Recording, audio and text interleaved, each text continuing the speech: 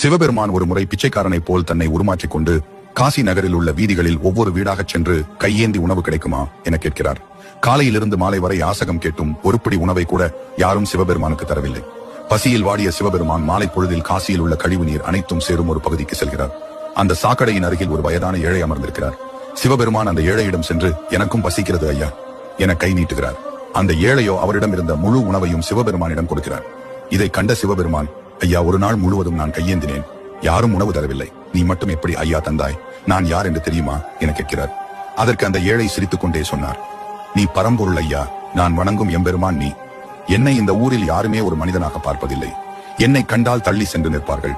ஆனால் எனக்கு சமமாக அமர்ந்து என் அழுகிய கையில் இருக்கும் உணவை கூட ஒருவன் உண்பான் என்றால் அது என் கருணை கடலான உன்னால் மட்டுமே முடியும்.